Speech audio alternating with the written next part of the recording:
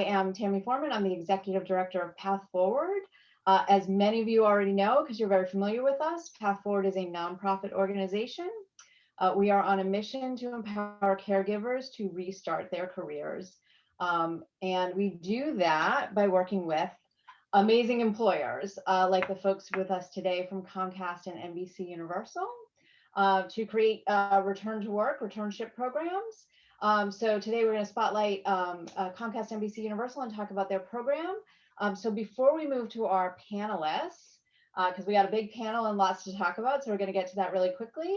But before we do that, I want to point out a few other resources that we have on the Path Forward website that are there to help you as you're preparing to go back to work and preparing for all the phases of your career restart journey. So we have done webinars on Returnships 101. So if you're relatively new to us and aren't even fully sure of the concept, that's a great one to watch and get more information about. We have information about the pivot potential, which is about for people who are trying to make a career change or a shift.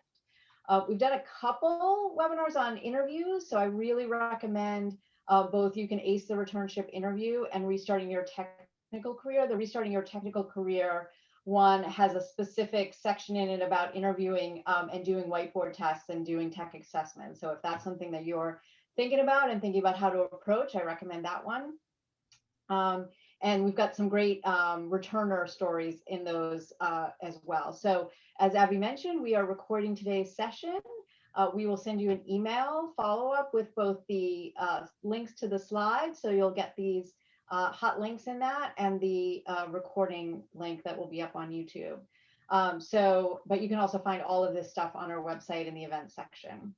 So with that, and then one more thing before we move to our panel, as I mentioned at the top, we are a nonprofit organization. If you are in the position where you have the means to support our work, as we work to make more opportunities for you, please consider.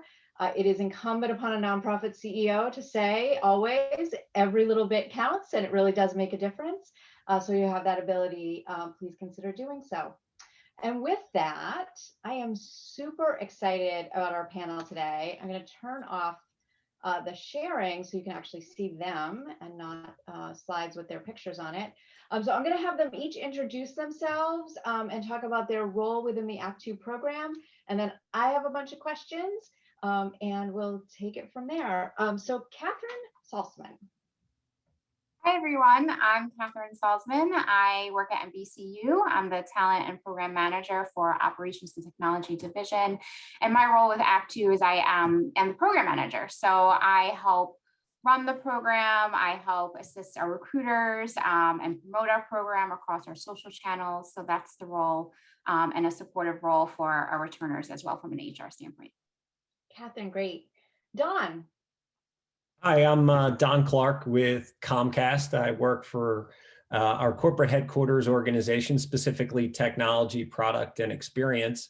And as it relates to the Act 2 program here at Comcast, I am the sponsor for the program from a talent acquisition perspective. That is my role at Comcast, talent acquisition for technology, product, and experience. And similar to Catherine, certainly focused on the development of the program here at Comcast as we learn from our peers at NBCU and how they've launched the program and how we need to support our returners as they join Comcast.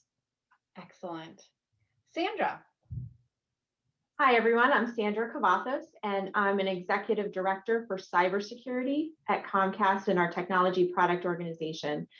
I am on the program team for Act 2, and as a returner myself, I'm very excited and passionate about the program. I'm also going to be a hiring manager in this first round. I love that. Paying it forward is what we say, which is awesome. Phil. Hello, everybody. I'm Phil Perry. I'm a Vice President of Project Management Office within the Enterprise Engineering Department at NBCUniversal, and that's a corporate group responsible for software engineering and infrastructure engineering across all of our NBCU businesses and brands. I'm fortunate to have 2 returners on my team currently and look forward to more in the future, hopefully. Excellent. And last but certainly not least, Beth. Hi, everybody. My name is Beth Frasco, and I'm one of those 2 returners on Phil's team. So I was an Act 2 participant and an alumni from 2019. And so I was lucky to get converted after my returnship, and I'm still here as a program manager for NBC Sports and Enterprise Engineering. Awesome. I'm going to go ahead and say, Beth, luck had nothing to do with it, but you're awesome. So awesome. So Catherine, I want to start with you. Can you tell us why NBCU decided to start Act 2 and what the success of the program has been since you've launched it? Yes, so the program started in our operations and technology department. We've recognized that there is a untapped talent pool of individuals who left the workforce and are very talented. Even though individuals leave workforce, their talent doesn't go away. So we recognize that we wanted to bring returners back in through this specific program with us. So it started in operations technology, and it started to expand outside operations and technology over the years. It's been around for about 4 years. We took a brief hiatus in 2020 due to the pandemic, but we're coming back this year. We do have roles posted right now within our operations and technology area department. And in terms of being successful, it definitely has been successful since we launched. We've had returners come through. They have converted, as you can see with Beth and several others throughout the program. So we've been very happy with the program and with the success that we see with our returners, and we're very supportive of them. Excellent. And then Don, tell us about the decision to expand the program into Comcast and how that came about. Yeah, sure. Well, I had the opportunity to talk to Catherine and a peer of hers at NBCU about the Act 2 program, and they introduced me to members of the Path Forward organization. And I would say that one of the things that's most important in Comcast, and it's somewhat of a core value, is that our employee population should reflect the customers and communities that we serve. And it's important that we have employees that understand how our products and services sit with our customers. So what better way to reach our hand into these different types of experiences and bring them to bear from an employee perspective. And we didn't have the opportunity to tap into caregivers and those that would be interested in returning to the workforce. And this seemed like a fantastic way to learn and build from what NBC had established. Excellent. So Catherine, I'm going to come back to you, but I'm going to ask Don this question as well. From the NBCU perspective, why is it important for the company to run this program, and particularly in light of everything that has happened in the past year? Yes, especially right with the pandemic, many women and employees have left the workforce. So it's just really important to welcome, women and back into the workforce caregiving. We recognize that, supportive of that, especially, within the past year, like I mentioned, talent doesn't go away, even though it's just a pause. And we do know that, and we've seen our returners, even though your talent in engineering, for example, you've used those skill sets at home. You're nimble, whether it's in PTA or, supporting a sports team. I'm sure Beth will speak to her many talents, and that was very translatable. So, all talent skill sets is transferable, whether you're in the office or whether you're home. They bring, what we've experienced is our returners bring a lot of great experience. We value that diverse experience, that diverse perspective, and coming in with that experience and that maturity and professionalism. They've been wonderful workers and employees. So that's why we feel, it's very important to bring these individuals back, because they're very talented and they're able to really help our organization grow. Yeah. Don, what about from your perspective? Yeah, I would say that, the demand is still there for great talent, right? Regardless of the pandemic, regardless of COVID-19. And as a matter of fact, our hiring volumes have, quite frankly, returned to the volumes, if not are higher than pre-pandemic. So the opportunity to bring individuals on board that are top talent, great talent, that have that diversity of experiences and career journeys that we're looking for, no better time, in my opinion. Yeah, excellent. So Beth, I want us to talk about the experience and start with you. Can you just tell us a little bit about your story and how you came to NBCU? Sure. So like I said, I took a 16-year career gap. And whenever I decided I was ready to go back to work, I found Path Forward through a couple of seminars like this and applied to Act Two. And I would say that like my onboarding into the program was really supported. So I had, like, I'm sure most of the people on this call had some concerns about going back to work and some anxieties, but through the help of Path Forward with the cohort model. So like whenever I started, I had the support of not only the Path Forward staff, but I was connected with a cohort of other returners both at NBCUniversal and Comcast in the future here as well, and also returners at other companies. So between Path Forward support and the network of returners, I didn't feel alone.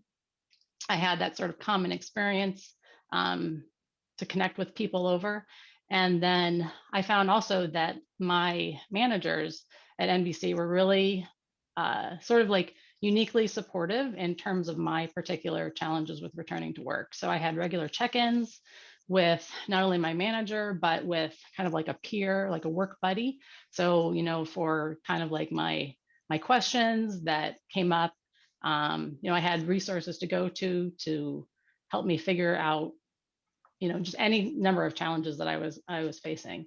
So in the course of my, one of the things that was really great was that I was given a project that I could really deliver and within the time scope of my returnship, which was 24 weeks. And that incidentally is like one of the really key differentiators, I think, of the Act Two program, maybe over other returnships at other companies, is that long time frame really allows you to get in, get to know the people, develop your skills, refresh your skills if you need to, and work on a project and see it through to completion.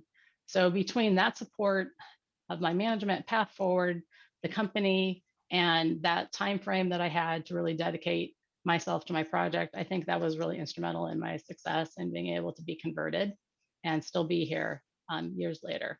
And it's been a great experience. The other thing I would say is that I never once felt like unwelcomed, right? Like no one ever said like, oh, why didn't you work for 16 years? Or, are you sure that you can do this? Like there was never a question in anyone's mind, and also my own. So that was really important as well, was the openness of the community and the people that I worked with. That's awesome. And I'm glad I was going to ask you, I wanted to underline, Beth was out of the workforce for 16 years. And I say that because we often get questions from people like, are you sure? I've been out for, they put in whatever number. I'm like, I've seen more, I've seen longer. Don't you worry. And Sandra, I want to move over to you and hear your story at Comcast. Great, Tammy, happy to. So I'll tell you about my personal story. It's a little different than Beth's. So my career gap was 7 years. And when I was ready to return to work, it was 2014. So I didn't know of any programs that helped women in my situation or anyone in my situation who had had a career gap like that.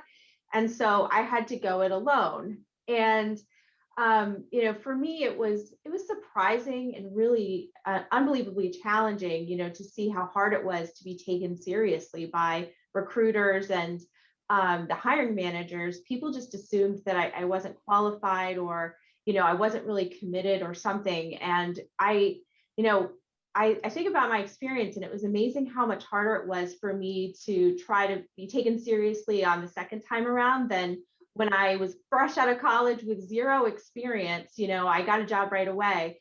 But here I was with a master's degree and 10 years of experience, and I couldn't even get an interview. So, I have to say very personally that being in that situation, it was really one of the hardest points of my life, just trying to figure out how to get back in, trying to figure out how to get an interview. I just had to network like crazy. And it really just took one person who believed and said yes to just kind of get my foot in the door. And then I was back on track. And that happened for me at Comcast. So I came into my first role at Comcast and I was just determined to reestablish my career.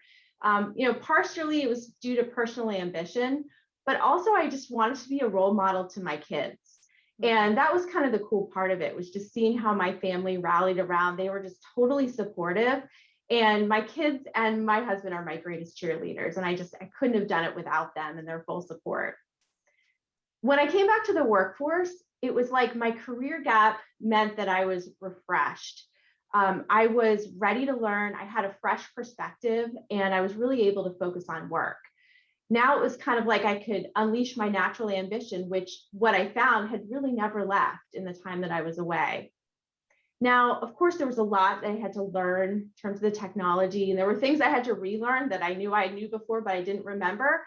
But what was really cool was what surprised me that I realized is that I was able to pick everything up pretty quickly, and there were so many people willing to help, and everybody around me was learning too. So, it wasn't as intimidating as I thought it would be. It turned out actually that caregiving had taught me a few things.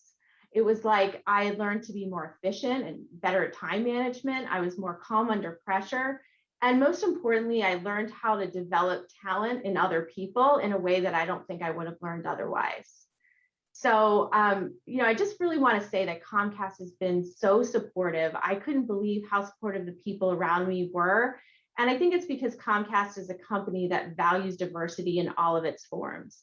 We want diverse teams because they bring diverse perspectives and they help us to be better as a company. And so I'm really glad and excited to see so many people are interested in Comcast Act 2 program, because I think it's just going to be amazing.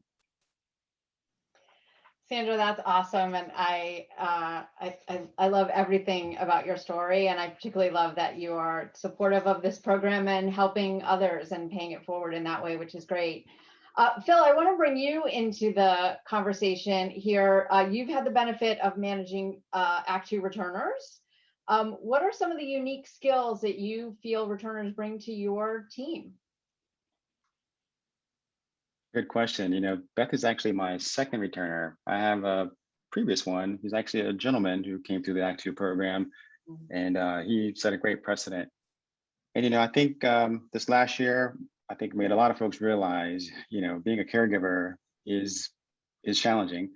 And I've got a 7-year-old and I've got a 2-year-old at home, and I watch my mom and my aunt take care of, their aunt who lived to be 102.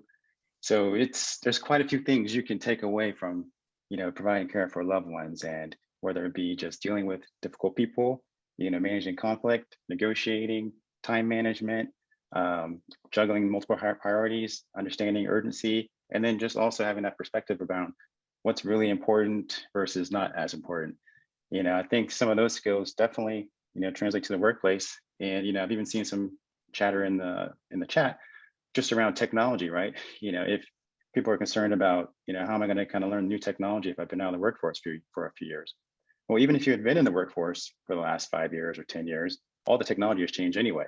So, it's more about people having that kind of natural curiosity and willingness to learn new technology, because what you did 10 years ago is not going to be as applicable anyway. And that's what, kind of me and my team look for, is just folks who have that willingness to, learn their own, natural curiosity, kind of a passion around just, what they're doing. And then we can kind of work with those, soft skills and, get some of the hard technical stuff with training and just some of the partnership and buddy stuff that Beth brought up. Yeah, Phil, that's great. And we did get a great question in the chat that I want to ask both Beth and Sandra, because it's one we get a lot. And Beth, I'll start with you. How did you get your confidence back, right? Because you're here today and you're look at you, you're amazing. You're doing it, right? Did you always feel that way? And if you didn't, how'd you get back to that place? Yeah, that's a really good question. I think it is something that most of us struggle with. And I think that for me, a lot of it was just mentally kind of going back to the time that I was working, right? Like our work is a big part of our identity in our culture. And whenever you have left the workforce, you tend to see yourself less in that capacity, right? So for me, a big part of having the confidence to return to work was really connecting with my former professional self. And that was, I did a lot of things. Just reaching out, talking to old colleagues was really helpful, especially because those folks that you worked with, however many years ago, they still see you in that professional light, right? They don't sort of see you as you see yourself maybe currently now, and when you're in more of a caregiving role. So that was a big part of it. And I did do some upskilling just to kind of get my head, kind of back in that space. And that was really helpful too. But I think it's more about you changing your own or trying to reconnect with your professional view of yourself. That's the most important thing. Yeah, and Beth, what I always tell people is you need to give yourself the time and space to do that, to get in that place, to book those. And we can do it all on Zoom now, right? Book those Zoom coffees, read publications, and it doesn't have to be all day, every day, but give yourself that space. And if you need somebody to give you permission to do that, I hereby give you permission. You have permission to take the time and space you need to get your head into that back to work place. Sandra, how about for you? How was it getting your confidence back after your break? For me personally, I would say it's about celebrating success every single day and always looking and saying, wow, look what I learned, look what I did, and never holding myself to a standard that wasn't unrealistic. It was unrealistic. So in other words, I didn't want to put undue pressure on myself because of the fact that I was away, but rather to say, this is how far I've come this day, this week, this month. And by taking it one step at a time, I felt like I was able to build confidence over time pretty well. Yeah. Phil, for you, how was it different onboarding and supporting a returner versus another employee? We didn't really approach it differently. I mean, I think during the interview process, we just had to be sensitive to the difference, and address it at that time. But coming on board, I would want to provide a returner the same support I would provide any other employee, just in terms of making sure they had access to the right resources, they could get plugged into our team network, they had access to leadership. It's not, once you got the job, I don't think we want to kind of single out returners and treat them any differently. And on my team, we have the same expectations, the same optimistic view, and we want to make sure we're supporting and providing as much as possible to ensure success. And then like Beth mentioned, I think it is good when they come in, if you can have some tangible deliverables to produce, right? Everyone's getting evaluated to some degree, but if you've got something where it's easy to measure and say, hey, here's what we need to get done by when, and tell us what you need to be able to help get that accomplished, then that puts both the returner and the team in the best position for success.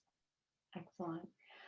So we definitely got some good questions about transferable skills, and I know that's something that people always ask about. So Sandra, I'll start with you. What are some of the things you talked about a little bit, but what are some of those skills that you feel you brought back from your break, and how did you demonstrate that, in your interviews and as you were talking to people?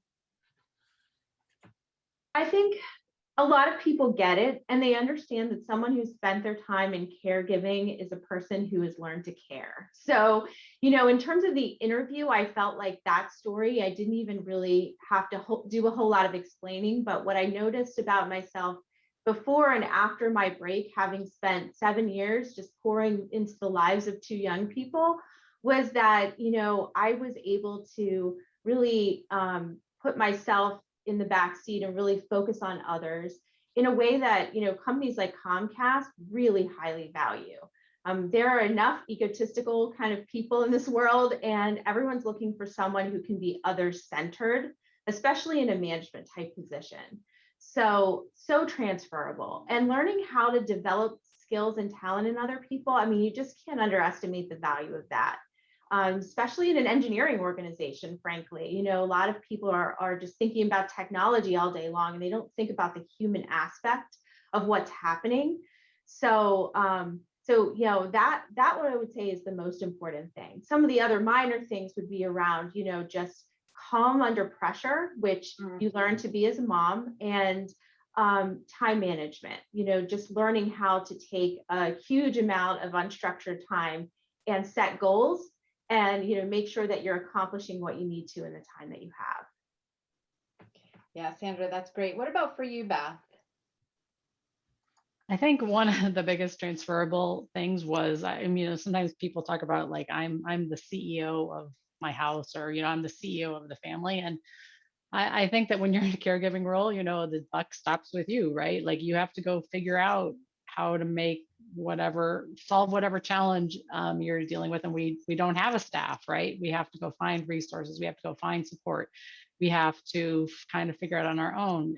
We have that ultimate responsibility for the people or issues, that our families are dealing with. And I think for me, that was a big transferable skill, was being able to take the responsibility and go and find resources, whatever they may be, and that kind of problem solving mentality that I used when I was the primary caregiver for my family, I use at work too. So yeah, resourcefulness. Resourcefulness, and I think you kind of hit on this, but like that idea of self-management, right? No one's telling you what to do. Like you have to figure out and go do things, right? The baby is the boss, but they're like the worst boss ever. They're not very articulate. Their communication skills are terrible, right? So you're on your own. You got to figure it all out. Yeah. I want to get to some stuff about the program as it is today and the opportunities available. So Catherine, I want to start with you. What are the opportunities that are available through the NBCU program? So we have roles posted right now for their program. We have about 6 roles, specific roles, and then we have our general posting to capture anyone else that may not fall under that category. And we share those resumes to our recruiters. So we are actively recruiting. So please check Path Forward's website, as we have our roles linked there. The roles range really from, right now it's all within our operations and technology organization. So roles from a data analyst to a data engineer to a business analyst to a PMO director. So really a wide range of roles that are currently posted. So please, I do encourage everyone to take a look. So we are currently recruiting and we're looking to have returners start as soon as possible. Excellent, Catherine. And for those of you watching at home, Abby just put the link to the NBCU page on Path Forward in the chat. We, of course, will send that in the follow-up message as well. Don, what about at Comcast? Yeah, similar, given our focus is in our technology and product group, our roles range from product management, technical program management. I like Sandy, I've invested in the program myself. I am interested in hiring a technology recruiter for my team, and we have some reporting and business analyst type roles. So we will be also advertising them through Path Forward's capabilities and networking and newsletters. So looking forward to that. Excellent. And for both of you, and I'll stay on you, Don, for a second since we're on you. What's the location, remote friendly, kind of how does that piece Sure. work? It's almost position specific, right? So, there are positions in the program like my technical recruiter role where it is 100% virtual, and not just for the program element, but even post program and into conversion is a full-time virtual role. You can be located anywhere in the United States. A couple of the other positions will require living in Philadelphia, where our corporate headquarters are and where those teams are located. However, for most, I believe, it'll be start off remote for the program, given all of our employees are working remotely now anyway. So when the company deems it's safe to return to the office, we'll start doing that with some advance notice. So there will be elements of that play into each of the positions. Excellent. Catherine, how about for NBCU? Yep, just the same. So the locations are based specific to the role. So we do have roles that have multiple locations. We have roles that are specific to a California or New York, New Jersey area, and some that are able to be remote. So similar to Don, everyone will start out remote, given we are all remote right now, and then we'll, depending the company's, transition back into the office, we'll welcome employees back once that time has come. But yes, the locations are specific on the job description that you can see where the locations are listed. Excellent, great. Can you talk, each of you, and Catherine, I'll stay on you this time since we're on you. Can you talk a little bit about the recruitment process and what people can do to prepare? Sure. So the recruitment process is, we have recruiters for each specific role. They are reviewing the applications that come in. The first step in the recruitment process is a phone interview with one of our recruiters. So our recruiter will host a phone interview with you. After that, then there will be a series of other interviews with the hiring manager, probably around between two to three other people, and our HR team as well. So first round is recruiter, and then with the hiring manager and members of the business and team and HR. Excellent. And Don, how about for Comcast? Yeah, very, very similar. It's a couple of a step process. Typically, all recruiters that are supporting program roles will do an initial conversation with any applicant, and then those that would be put forward to a hiring manager interview and a technical interview. We actually do use some technologies through that process, right? So I think applicants and candidates could expect to do some video interviewing and through tools like Microsoft Teams or Modern Hire, where they'd actually have a chance to see on video the hiring managers or the interview panelists. So, excellent. Phil, from your perspective as a manager, what would be your advice to someone trying to put their best foot forward as a returnee when they come in to interview with someone like you?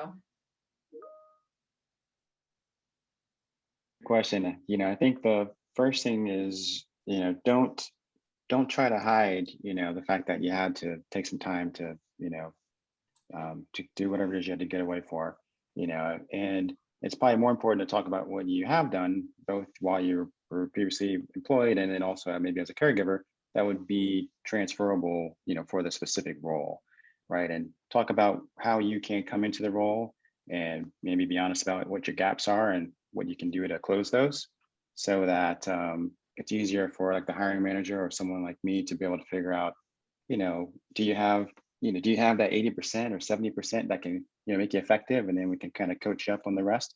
I don't think there's ever any employee who comes in 100% able to do every single thing that, they need to do on day one. It's a good manager's job to help figure out, how to help folks kind of get to that point. But by no means, do you have to feel like, just having a gap on the resume should be any barrier to being successful, within the company. Yeah, Phil, you actually just hit on something that I think of as a fundamental transferable skill of caregivers, which is learning on the job. I know as a mom, I got handed a newborn baby and said, good luck. There's no manual. I don't know if somebody else got a manual, I didn't get one. And I know people in my life too have had elder care issues, and I've had so many friends who've said nothing prepares you for that. Nothing in your life prepares you for when your parents get ill. These are the ultimate learn on the job experiences that we have as humans. So I think that's a good one. Sandra, as someone who has returned and is now a manager and a leader, what do you look for when someone comes in and is talking about their story and trying to return to the workforce? Yeah, so I look for someone who seems to have the grit and determination that, I know so many folks in this applicant pool have. So, someone who is willing to do what's needed to be able to learn new skills, someone who doesn't mind, being potentially, moved around to different types of tasks as they're needed, because sometimes a job role has a certain definition, and then over time the needs of the business may change. And so I think flexibility is super important, and it's also very transferable from the roles as a caregiver. I think that's really important. And then I think just having a great attitude and being good with people, those are the kind of skills that are always important in any type of role that I would have. Yeah, that's a really great one. Dawn, what kind of feedback can candidates expect to get through the process? Yeah, I mean, we have a saying around here that feedback's a gift, right? So regardless of receiving an offer or accepting a position, The benefit of having recruiters dedicated to this program is the assurance that we will be able to provide that feedback to all of our applicants and candidates about, the role, their match for the role, why they might have a gap, and how best to fill that gap. And I'll leave you with the last piece, which is, just like Catherine, we have our candidate relationship management database, which is our assurance that for our silver medalists or those that didn't get the job, we have an opportunity to continue to stay in touch with them about opportunities that we have in the future. So. Excellent. I like that. Catherine, how about for the NBCU team? What kind of feedback can people expect? Yeah, very similar to Don. We do have designated recruiters for each of these roles. So all of our recruiters look to get back to our candidates at a timely manner. Whether you get selected for the interview and then whether it's not, they provide feedback, reasons why, and maybe sometimes, a lot of times it's just stronger candidates or skill sets maybe. But we always, like to Don's point, the silver medalists, we keep those resumes in our database. We share them with other recruiters. We provide, it may not be a best fit for a specific role, but our recruiters understand that there's other roles and recommend candidates to other roles across the NBCU family. So we also keep our candidates in mind and in the pipeline and pass them along as well to other roles that may be a good fit. Excellent. And I always like to emphasize here that that feedback, any kind of feedback that you get, is a part of the process. And Don's point about feedback as a gift, it just doesn't always feel like it's wrapped in the most lovely packaging for those of us, right? But it really is. And we absolutely have great examples of people who have come into a returnship program having applied to 2 or 3 or 4 different programs. And it may be that those weren't quite the right role. But in some cases, I think part of it is they just got better at telling their story and at interviewing as they went through that process. And it's all a part of the process. And seeing it as a part of that process, I think, is a really helpful way to think about how that can be valuable. So while we're on the topic of challenges, Beth and Sandra, I'd love to ask both of you, Beth, starting with you, what were some of the challenges for you as you were returning to work? Challenges. Well, I think that probably the initial challenges were, I definitely had to, change some things on the home front. So that was a little bit of a challenge, but not insurmountable. I think that I probably over-resourced some of the home transitions a little bit, which was probably, maybe a little bit overkill, but definitely helpful. I think that I luckily had a couple of weeks, a good 3 to 4 weeks between getting an offer and my first day of work. So that really allowed me to set up like my childcare and, try to automate as much of the stuff that I was doing before, right? Like the bills and some of the other tasks that I was sort of close out some other projects so that I could really focus on going back to work. But I think that the challenges were kind of short-lived. the one thing that I found surprising, and I think Sandra might have touched on this, was like how quickly I felt like I was just back, and like the gap had kind of evaporated. And those old skills, like Catherine said, talent doesn't go away. I was kind of felt right back at it in a really short amount of time. So even though the challenges, might seem daunting, you're going to get over them a lot quicker than you think you will. Beth, I think that's great. First of all, I will say I don't think there is any such thing as over-resourcing, but I don't think that's a thing, But I think it's also the stories you tell yourself too. Like I think Beth, like that idea that the challenges will be overcome. We did a fun interview on our website with Laura Vanderkam, who's a productivity writer, and one of the things she talked about is like, your daughter forgets her snack one day going to school. Like you can tell yourself a story that is like, I went back to school and I went back to work. I knew everything was going to fall apart and look what happened. And instead you can tell yourself a story that's just like, my daughter forgot her snack. She'll have one tomorrow. Like you can decide what story you're going to tell. Sandra, what about for you? What were some of the challenges that you had and how did you kind of overcome them? Yeah, I'd like to piggyback on what you were just talking about. So for me, I found that home life can take and expand and take up whatever space you'll give it, right? So you can do it full time and it's wonderful, or you can give it a very small slot and just say, you know, my daughter forgot her lunch. So my kids were locked out of the house like numerous times. And we had so many mishaps where things were forgotten, and they had, you know, a lot of fails like at school, and they're super students and they've done amazingly well. Ultimately, it was so good for my kids. It was the best thing I could have done for them, not only modeling going back into the workforce, but having them have to be more independent. And those fails and picking themselves back up were actually the best thing for their own development. So I would say carving out enough space, like a lot of space for work, especially at the beginning, is just so essential. So for me, I had to like fully focus on work and just say, you know what, the kids are going to learn to be independent, and I'm just going to have to be okay with that. I think the other thing I would say, just in terms of challenges overall, is just, you know, the ability to pick yourself back up when you fall at work. You know, you can become discouraged. Learning to be your own best cheerleader is just important, because, you know, you're going to make some rookie mistakes that, you know, you'll make because you're out of the workforce that maybe another person wouldn't make, and you have to be able to laugh about it and just keep going. That's what I did. It worked for me, and it kept me going and it kept me sane. So the final thing I'll just say is finding allies. You know, I didn't have a hard time with this because, like I said, a lot of people have a spouse or a relative or someone they love who's been in the situation. So people do get it, but you find those people who are willing to advocate for you, mentor you, help you. And finding that is so essential, and really, really helped me in my career. Yeah, Sandra, that's great. Beth, what was your proudest accomplishment during your returnship? Well, getting converted was obviously like a big deal, but I think I was just really happy to come in and add value and feel like I could deliver and contribute. You know, that was a great feeling. And so, and I'm really happy to be at NBC in particular. And it's a great organization and so accepting of, you know, everyone's different backgrounds, and it's a fun place to work. So. And Beth, while I'm still on you, how has your career changed and grown since you did your returnship?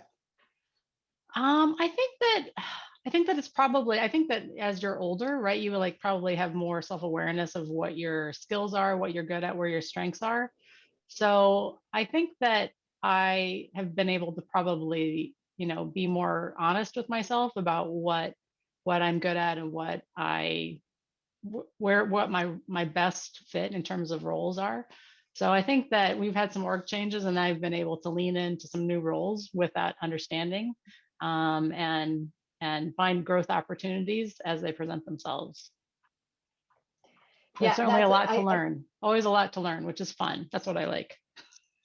I think that's another piece of that mom skill, right? Like getting, you know, it's a learn on the job situation. And as soon as you get good at the job changes, right? Yeah. As soon as you get good at the newborn phase, they're not newborns anymore. Yeah. And you're on to the next thing. Yeah. Sandra, what about for you? How has your career changed at Comcast since you came back? Well, it has changed immensely. So when I started, I didn't have the benefit of Path Forward. So I started as basically a person who would do any job that anyone threw at me. I made the coffee. I volunteered for anything and everything. And I was very, very much the lowest person on the totem pole.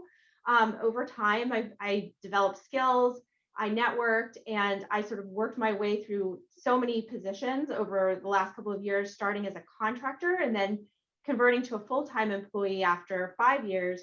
And now made my way into as executive director of cybersecurity. So, you know, it's a story for another day, a long involved tale, but, you know, Comcast has been super supportive of me and my growth and my career growth the entire time.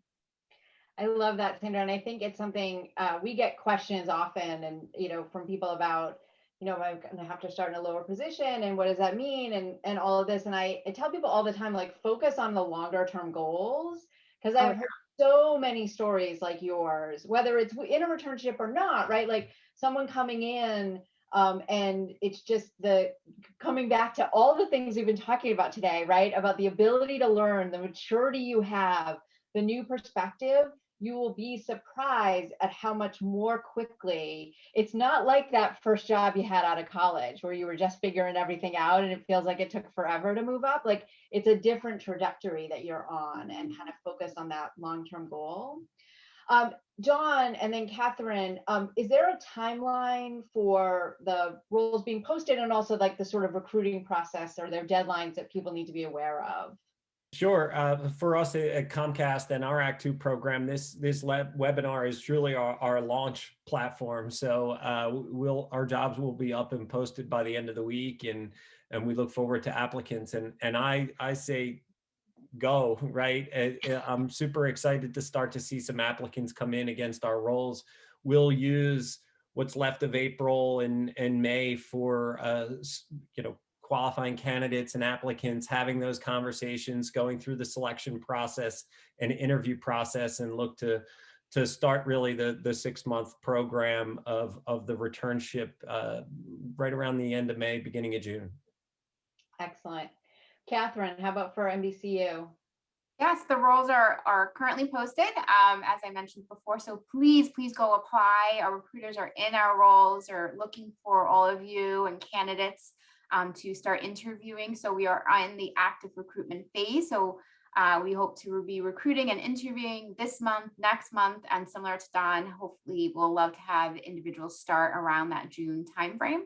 But if we find candidates and they're ready to start, they can start tomorrow if it all works well. So we just hope to have the majority of them start in June. But as soon as they can start, we'll welcome them. Excellent. And Catherine, while we're still on you, as a talent professional and maven, what's your advice for people getting prepared for the interview and coming in, right? Our other panelists talk about sort of how to present themselves to returners and what the hiring manager is looking for. From your perspective as a talent person, like, what would your advice be on how someone can prepare to come into that space and do a great job? Yes, so multiple ways I'm sure you can all prepare. Enthusiasm, excitement. We want to see that passion, that excitement to come back to work and work with NBCU. We're excited to have you come back to work. So just demonstrating the excitement, the willingness to learn, rolling up your sleeves. That professionalism, bringing your experience, as Phil mentioned, don't hide that you've been out for the workforce. We know you've been out. That's why we want you back. That's why we welcome that. So our hiring manager and our recruiters know that you've been out, and we welcome that. So you can talk to that experience. You can talk to that translatable experience and how you used your skills, while you were home in the interview process. So don't feel that you have to use experiences from 10 years ago. By all means you can, but you can use your current experiences, whether it's volunteering or supporting your kids in school, or supporting a team or PTA, wherever the case may be. You can use those skills, and that's how you can demonstrate how you would do well and perform with that role. So just keeping that in mind. But yeah, don't hide. We welcome that gap. We encourage it. That's what we're looking for. But definitely be excited. We're excited to have you. We're excited to bring you all back and welcome you with open arms, and make sure you have a great onboarding experience and support you in any way we can. That's our job, and that's our goal. So that's a piece of advice I would share. Yeah. I'm going to underline what Catherine said, particularly for people, getting ready to submit their resumes and cover letters. This is a situation where you don't want to hide your gap, right? Make it clear that you've been out for caregiving. It's perfectly fine if you've done some freelancing or some consulting, but make it clear, whether it's at the top of your resume or in your cover letter. It can be the one you only use for return to work program submissions, but make it clear that you've been out for caregiving. Make Catherine and Dawn's job and their team's job easier in welcoming you back. But Dawn, for you, what advice would you give people coming into these interviews and situations? Yeah, similar to Catherine, bring the passion. That's the main piece. And I'll go also back to what Phil was talking about, more so around competencies and soft skills, right? As much as we look for certain domains and technology experience and exposure, we do hone in on those competencies and soft skills. And I think there are very many transferable skills associated with caregiving, things like accountability, things like, the collaboration components and agility, like all of those are elements of what caregivers deal with every single day. Catherine made an excellent point about how to bring up things that you've done during this period of time to keep your skills fresh, whether that's managing a program at a school, at your child's school, or managing a program that's volunteer oriented. They are all very transferable. The one thing I will point out, and I think I saw it go by in the chat, our jobs will be posted that are related to this program as program jobs, right? So anybody that applies to the job would and should be returners. That's what we're looking for, right? So we're not comparing a returner with somebody that's in the market on the same job. So please don't think that will be the case. Our recruiters will be prepared to look for the returners that are applying to our roles in the event somebody that is in the market applies as well. Okay. Yeah, Don, those are really great points. And Abby put this in the chat, and we'll include it in the follow-up, but we have a blog post about transferable skills. And one of the things we do with that is help you to literally translate those, right? What some of the business impacts are, right? How you can take some common experiences. And going back to a piece of advice that Beth gave at the top of the webinar about getting yourself back into the work mindset, those networking calls with former colleagues can help, jumpstart some of that thinking, and hearing people talk about their work and what they do will help you to make those connections. So that's definitely something to think about investing your time in. Phil, I would love to ask you for one last piece of advice for our audience out there. They're kind of getting ready, they're gearing up, nervous but inspired. What's your piece of advice that you would give? What I would say is, there's got to be a special sense of pride that comes from being able to, be a caregiver for those that are closest to you. It's got to be one of the toughest decisions and yet greatest responsibilities in life. So, don't, take the pride in that. And then if you're ready to get back in the workforce, kind of harping on things that Tammy and Beth and Sandra said, do some introspection and figure out what it is that you've done previously, and also during your time as a caregiver, that could directly, impact that particular job you're looking at. Not in just a general fashion, but more like, for that role, here are the things I've been doing that will give me a chance of success. And make sure you can articulate that.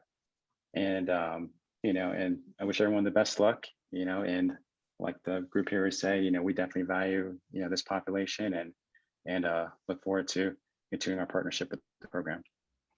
And Beth and Sandra, I'm going to ask you the same questions. A piece of advice for everybody out there from your perspective as former returners. Beth, why don't you go first?